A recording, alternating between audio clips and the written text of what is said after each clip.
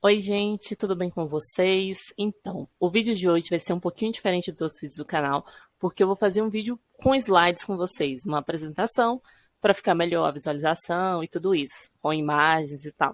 Então, a videoaula de hoje vai ser sobre Napoleão Bonaparte. A gente vai falar um pouquinho sobre esse famoso período chamado período napoleônico, ou era napoleônica. Então, vamos lá. Do you feel the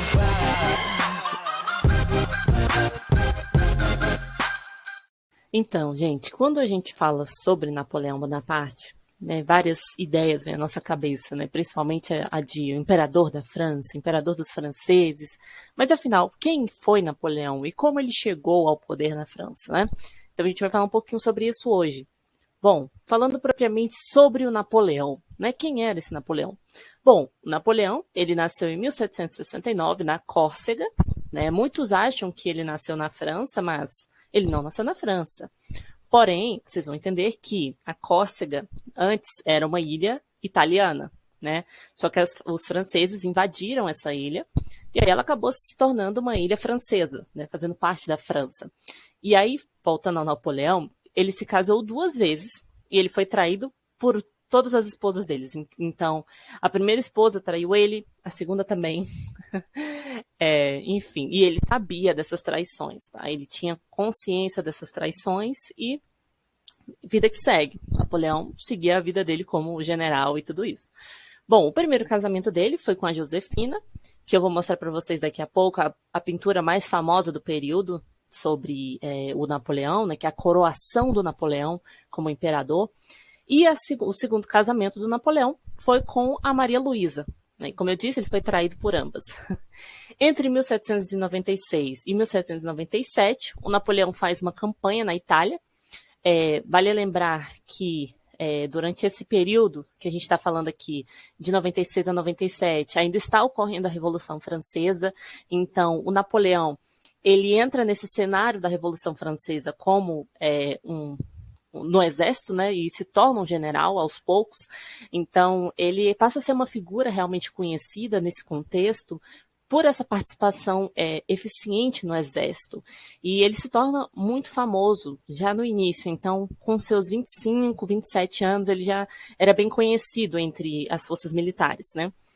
E aí, em 1798, a gente tem a campanha do Egito, né, que nada mais, nada menos é do que uma invasão ao Egito, né? E aí, nessa invasão, a gente tem criação de hospitais, Casa da Moeda, gráficas, jornais, mas vocês sabem que, ou se não sabem, essa construção de hospitais, Casa da Moeda, enfim, esses jornais, né, eles tinham um controle muito forte, os franceses tinham um controle muito forte disso. Então, Napoleão censurava muitos dos jornais, então não podiam falar mal do Napoleão, e aí a gente tem realmente um contexto bem complicado, tá? Essa conquista do Egito não pode ser visto só com uma face, isso foi muito bom para os egípcios, não nessa percepção, tá? Realmente foi uma invasão, e a gente tem que ter cuidado quando fala disso, tá? E aí, mostrando para vocês aqui a ilha em que o Napoleão nasceu, como vocês podem observar, é aquela ilhazinha ali que está com um azinho marcado em vermelho, que é a Córcega, tá? E ela era da Itália até 1768, e aí até a França invadir a ilha, e aí a ilha acaba se tornando dos franceses. Então aí que a gente diz, né, que o Napoleão é francês, mas ele não nasceu realmente na França, sim na Córcega. Aí vocês conseguem ver o mapinha, né? A gente tem a Sardenha aí embaixo, que aí sim é da Itália, né? E ali a França acima, né? A França ali, ó, Marseille e tudo isso. Bom? E aí, nessa campanha do Egito, voltando à campanha do Egito do Napoleão, a gente tem a descoberta muito famosa, né, muito conhecida e discutida atualmente, as pessoas realmente acham muito incrível e realmente é uma pedra muito conhecida, que é a Pedra de Roseta, que ela foi encontrada durante essa campanha do Egito, né? Então, o Napoleão, quando ele foi ao Egito, ele não foi sozinho, claro, e não levou só tropas. Tinha muitos estudiosos, né? Muitos pesquisadores, então muitos deles descobriram essa pedra, não só a pedra, mas muitos outros arquivos, documentos importantes, né? E, enfim, a pedra é uma delas, né? Que é do Egito Ptolomaico. Então, a data provável dela é 196 a.C. E aí, ela foi importante porque Muita gente descobriu do alfabeto e das letras a partir dessa pedra. Então, ela é muito, muito famosa e muito importante, tá? E aí, nessa campanha do Egito, é claro, como eu falei para vocês, ela não foi feita de forma pacífica, né? Claro, quando a gente fala de campanhas militares, dificilmente elas são pacíficas, né? Elas são feitas com invasão e tudo isso. Então, Napoleão, ele sai do Egito, porque, enfim, acaba que não tem como ele ficar lá no Egito por muito tempo, e ele deixa outro general no lugar dele. E aí a gente tem essa pintura muito famosa, tá? Uma pintura bem que representa razoavelmente o período, que é da Anne-Loage Rodet. Se eu estiver falando errado, desculpe, meu francês é péssimo, tá? E ela representa a revolta do Cairo, de 1810. Então, essa campanha do Egito, como vocês podem ver, ela durou bastante tempo, mais de 10 anos, né? Como eu falei, 1796, 97, 1810 a pintura, tá? Então, foi bastante tempo assim. E aí, essa pintura, ela, apesar de ser interessante para compreender esse período, ela, claro, representa os franceses de uma forma melhor do que os egípcios, tá? Porque essa é uma representação dos franceses e não uma representação dos egípcios sobre essa batalha, tá? E aí, voltando realmente ao Napoleão, após essas batalhas, né, vamos falar um pouquinho sobre como Napoleão chegou ao poder na França, né? Afinal, como ele chegou, já que eu falei para vocês que ele participou da Revolução Francesa como general, fez campanha na Itália, fez campanha no Egito, enfim. O Napoleão, ele chega na França a partir de um golpe, chamado golpe do 18 Brumário, em 1799. Como vocês sabem ou lembram, a Revolução Francesa, já no seu finalzinho, tem toda uma questão instável, né, de quem vai governar, né, e toda uma política de que, olha, os jacobinos não deveriam governar, né, e aí tem a questão do diretório, e aí após o diretório, né, que o diretório, ele não consegue resolver muito bem essa questão. A gente acaba tendo a formação de um consulado, tá, e aí esse consulado que é formado na França, né, que é formado por 3 cônsules, né, ele não dura muito tempo, porque Napoleão ele se torna imperador. Napoleão era um dos cônsules e ele se torna imperador nesse período, em 1804, tá? Então, assim, o Napoleão, ele é famoso por consolidar algumas conquistas da Revolução Francesa, né? Claro, liberdade, igualdade, mas vocês sabem que isso não é no sentido literal e nem é no nosso sentido atual de liberdade, de igualdade, tá? Então, muito cuidado quando a gente fala sobre isso. Como eu disse, a gente tem uma censura muito forte à imprensa, então poucos poderiam publicar, e quem publicasse, as pessoas estavam de olho, Napoleão, enfim, não podia falar qualquer coisa, tá? A gente tem um incentivo a obras públicas, então, tanto é que é do período napoleônico que a gente tem a construção do Arco do Triunfo, só para a gente ter um exemplo, né, que é muito famoso na França até hoje, as pessoas vão lá, tiram fotos, tudo isso. Foi nesse contexto aqui do Napoleão, tá? E aí, nesse período também, o Napoleão ele persegue republicanos e monarquistas absolutistas. Aí vocês vão pensar, ué, mas o Napoleão não é um imperador? Por que ele tá perseguindo um monarquista absolutista? Então, a gente tem que lembrar sempre que as pessoas, elas são ambíguas, elas são naturalmente ambíguas. Então, assim, é claro que também a gente tem que lembrar do antigo regime, tinha toda uma questão de desassociar-se dessa imagem do passado, entende? Então, monarquia, tudo bem, mas não absolutista. E republicanos, é claro, porque eles muitos eram contrários à monarquia. Então, Napoleão não era a favor dos republicanos, tá bom? E aí aqui a gente tem a pintura que eu falei para vocês, que é muito famosa, que é a Coroação do Napoleão, que foi pintada pelo Delacroix, pintor muito famoso e pintor oficial do Napoleão. E aí aqui nessa pintura a gente tem a Coroação do Napoleão. Aqui o Napoleão está ao centro, né? Vocês conseguem ver aqui ele no centro, com a coroa nas mãos. E ele já está coroado, tá? Nesse momento aqui ele está coroando a esposa dele, que é a Josefina, que está aqui embaixo, ó. É a primeira esposa dele, a Josefina. Aí aqui atrás a gente tem todo o pessoal do alto clero, o Papa, os cardeais, né, claro, dando essa legitimidade à coroação do Napoleão, tá? Então, a gente sabe que foi um golpe, né? Napoleão chegou ao poder por um golpe, mas é claro que foi um golpe apoiado por elites. Então, o papado estava ali apoiando Napoleão. Ao fundo da pintura aqui, ó, vou voltar, Ao fundo da pintura ali tem a mãe do Napoleão, que é aquela ali que está ao centro, lá no fundão, na cadeira maior, é a mãe do Napoleão. As que estão ali atrás, um pouquinho ali para trás, de branco, quase não dá para ver, mas estão ali, são as irmãs do Napoleão. Então, é toda a família realmente real e próxima ao Napoleão.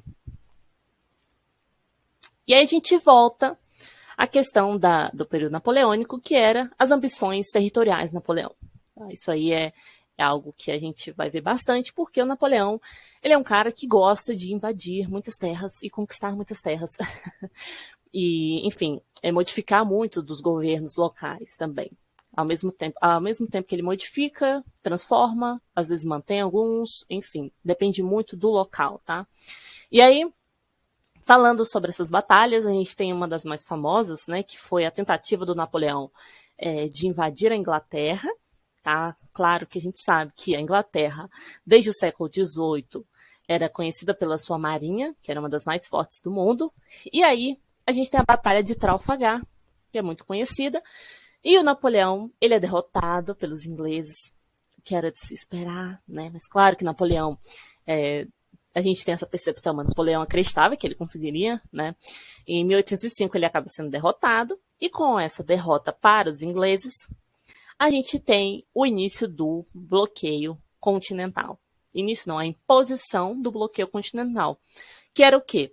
Nenhum país europeu deveria fazer comércio com os ingleses. E aí, quem se recusasse a seguir o bloqueio comercial, né, continental, seria invadido. Então, uma ameaça. Né? Então, aí a gente tem um crescimento dessa rivalidade entre França e Inglaterra, tá, nesse contexto. E aí é claro que, se a gente for parar para pensar, esse bloqueio continental, ele prejudica também a França, que fazia muito comércio com os ingleses, tá? Não era só os outros países europeus, como Portugal, Espanha, enfim. E aí, a gente tem realmente um contexto muito difícil, tá? Não foi tão simples assim como parece ser esse bloqueio continental, porque Napoleão também acabou se prejudicando. Porém, nesse contexto, ainda a gente tem, com o bloqueio continental, Portugal continuou querendo fazer comércio com os ingleses. A gente sabe que Portugal tinha uma relação muito próxima com os ingleses nesse momento, tá? Então, tanto é que com essa fuga da família real em 1808 para o Brasil, o rei de Portugal, Dom João VI, e a família dele, teve uma razoável segurança feita pelos ingleses, pelos navios ingleses, tá? Então, eles tinham uma relação muito próxima. E aí, com o bloqueio, Napoleão, que já havia invadido a Espanha, tá? Napoleão invade a Espanha, a gente vai ver uma das pinturas bem famosas do Goya desse contexto. Napoleão decide invadir Portugal. E aí é que a gente tem a fuga da família real em 1808. Essa aqui é uma pintura que representa esse contexto de fuga ali no centro. No centro não, um pouquinho à direita, à minha direita, né? Tem o Dom João VI falando com a galera, tipo, então, estamos vazando porque se a gente ficar, vai dar ruim. E aí a gente tem ali ao fundo, né, as coisas da família real, na biblioteca, as roupas e tudo isso sendo levados para os barcos, os navios, para ir embora realmente para o Brasil. Né? E aí, em 1807, bem próximo a esse contexto, o Napoleão, ele faz acordos com outros países nesse contexto, outros reinos, tá? Então, a gente tem acordos com o Império Otomano, e aí a gente também tem outras guerras que o Napoleão acaba travando com esses outros países, então o Império Otomano acabaria perdendo guerras contra a Rússia, a Inglaterra, é um contexto realmente de bastante guerra do século XVIII e XIX na Europa, tá?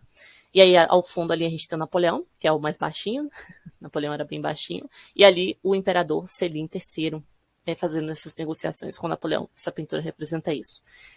Aí, como eu falei para vocês, a gente tem a Espanha invadida por Napoleão, né, porque quis continuar fazendo comércio com os ingleses, mas acaba sendo invadida. Então, a Espanha invadida, o Napoleão coloca o irmão dele, tá, o José Bonaparte, e ele é coroado no trono espanhol. Ele tira o rei da Espanha, que era o Carlos IV, ele é obrigado a abdicar, e o irmão dele fica lá no trono da Espanha, tá? Aí aqui é a representação do José Bonaparte, essa pintura. Aí, quando a gente fala da Espanha, a gente tem uma das pinturas mais famosas, mas a gente também tem outras, tá? O Goya é um pintor muito famoso por caracterizar esse contexto de sofrimento, enfim, de invasão do seu próprio país, enfim. A gente tem que lembrar que esse momento do século XVIII, século XIX, principalmente, o século XIX, a gente tem a emergência do nacionalismo. Então, essa pintura do Goya, ela representa isso, né? A luz sobre os espanhóis que estão se rendendo, né? Na primeira imagem ali, vocês conseguem ver, né? No meio da imagem, o homem que está mais iluminado que os outros, né? Que seriam os espanhóis, e os outros ali seriam os franceses invadindo a Espanha. Então, se rendendo, né? Obrigados a se render. Então, assim, a gente tem a ocupação da Espanha, que foi feita com bastante violência, né? E os espanhóis resistiram muito a essa invasão. A pintura do Goya, ela é emblemática, porque ela mostra esse momento de resistência, tá? E, como eu falei, nesse contexto do século XIX, a gente tem a ideologia política, que está em emergência nesse contexto, que seria o nacionalismo. E a gente tem a pior tentativa do Napoleão, que é invadir a Rússia. Napoleão é bem conhecido por essa tentativa de invasão que não deu certo, que a gente sabe, né? E muitas vezes ele é comparado, as pessoas fazem comparações dele com Hitler, né? De que, olha, a Hitler já sabia, né, dessa tentativa falha do Napoleão e mesmo assim quis seguir com essas ambições. Então, acabou, né? Como a gente sabe. Napoleão, em 1812, ele decide invadir a Rússia com 600 mil soldados franceses, só que a Rússia tem uma tática chamada de terra arrasada, que basicamente é o quê? Destruir plantações, destruir construções e não deixar nada para o exército que chega àquele lugar que eles destruíram. Então, eles acabam ficando famintos, não têm roupas, enfim, não têm mantimentos suficientes. Acaba que os franceses conseguem chegar a Moscou, mas totalmente enfraquecidos, derrotados. Então, foi uma vitória bem amarga para o lado francês. Tanto é que eles voltam com apenas 60 mil homens para a França. Tá? Eles foram com 600 mil soldados franceses e voltam apenas com 60 mil homens. Tá? Aí aqui, só para a gente ter a dimensão da Rússia, tá? Então, realmente bem complicado essa invasão. E aí, claro, com essa fraqueza do exército francês, Áustria, Prússia, Rússia e Suécia se unem um exército para invadir Paris e expulsar o Napoleão. Porque eles falam, olha, tem limites. Napoleão já ultrapassou todos os limites possíveis, né, com essas invasões. E aí é claro que esses exércitos estavam mais fortalecidos. Lembra vocês, como eu falei agora, o exército francês estava enfraquecido. Então, Napoleão ele é exilado na ilha de Elba. Só que aí, esse governo dura um ano, tá? Enquanto Napoleão está preso, ele decide voltar a Paris depois de um ano, tá? Na tentativa de voltar ao poder, governar a França novamente. E esse contexto é chamado de governo dos 100 dias, tá? Porque Napoleão volta e fica só 3 meses e algumas semanas. Acaba que Napoleão decide reunir o seu exército para lutar contra essas forças da coalizão, a Áustria e os demais que eu disse para vocês, que essa batalha é a Batalha de Waterloo, famosa, ela não ocorreu na Inglaterra, ela ocorreu na Bélgica. E aí o Napoleão ele é definitivamente derrotado, ele é mandado para a ilha de Santa Helena, onde ele morre, o local onde ele morre, em 1821. Tá? Aí aqui a gente tem pinturas do Napoleão. Então, a primeira, vocês sabem que, se não sabem, é do Delacroix, tá? O pintor oficial do Napoleão. Então, claro que ele pintava o Napoleão com toda uma roupa elegante, o cavalo, enfim, uma pintura majestosa, realmente. Enquanto a segunda, que era realmente mais próxima da realidade do período e provavelmente o que realmente aconteceu, que foi a subida aos Alpes, né, pelo Napoleão, que ele subiu numa égua e não num cavalo, como aquele cavalo majestoso da primeira pintura do Delacroix, tá? E as roupas realmente foram bem mais simples do que a roupa vermelha, né? E aí, com a queda do Napoleão, o que resta, né? Afinal, o que resta da Europa? Com a queda do Napoleão, a gente tem o início do Congresso de Viena. Então, o Congresso de Viena, basicamente, é uma reunião entre diferentes países que decidem reorganizar a Europa depois das invasões de Napoleão. Então, as antigas famílias reais que o Napoleão expulsou, né, elas acabam voltando aos seus países, tá, as monarquias. O Congresso forma uma aliança, como eu falei, daqueles países que lutaram contra o Napoleão, então Áustria, Rússia, Prússia, Inglaterra, França, né, acabam formando a Santa Aliança para a volta dessas famílias reais. E aí aqui a gente tem o mapa da Europa durante a era napoleônica. Então, como vocês podem ver, em rosa estão os aliados do Napoleão, boa parte da Europa, né? E em risquinho ali é o territórios anexados até 1812, que são países que foram anexados por Napoleão. Então, basicamente, mais da metade da Europa, pelo menos ocidental, estava sob domínio napoleônico e das tropas napoleônicas. Aqui a gente tem um zoom para vocês verem. Claro, a gente está falando de um período que não existia Alemanha, né? A gente tinha reinos, diferentes reinos que eram o que a gente conhece hoje como Alemanha. Né? Nesse momento aqui, a Prússia, o reino da Prússia. Aqui é a Europa pós-Congresso de Viena. Então vocês podem comparar com outro. A gente tem uma divisão melhor do que seriam os diferentes países. Então, a Prússia acaba aumentando de tamanho, né? E aí, entre elas, a gente tem os vários reinos, como eu disse. A gente tem divisões maiores, né, de cada país. Então, o reino da França acaba voltando a ser só a parte mesmo que era o reino da França. Enfim. Aí vocês podem voltar e comparar os dois mapas, que é bem legal, tá? Para eu não ficar muito tempo aqui nesse vídeo. Então vamos lá, para a gente encerrar, né, realmente. Com a queda do Napoleão, a gente tem esse Congresso de Viena, que basicamente é formado pela Santa Aliança. E a Santa Aliança, eles têm 3 princípios, né, a defesa de 3 princípios, que seria equilíbrio, restauração e legitimidade. Equilíbrio, que nenhum país deveria adquirir outro que já estivesse sob seu domínio. A gente sabe que isso aqui não vai ser respeitado, né, nem nesse momento, nem futuramente, porque a gente vai ter no futuro, Primeira Guerra Mundial, entre guerra, Segunda Guerra, mas enfim, nesse momento aqui a gente tenta um acordo, tá? A restauração, que é a volta dessa família real, tá? E além disso, um acordo militar da Santa Aliança, que seria o quê? Que qualquer tipo de revolução liberal na Europa deveria ser esmagada. E aí, liberal, nesse caso, a gente está falando de pessoas que defendem a República, tá? Então, são contra a monarquia. Então, a Santa Aliança defendia a monarquia, tá? E não a república. Por isso que a gente chama, nesse momento aqui, de liberais. E aí a gente tem a legitimidade, que é o retorno dessas famílias reais, como eu mostrei para vocês. Aí a França, a gente acaba tendo o quê? O Napoleão sai, não é claro, ele morre, como eu disse.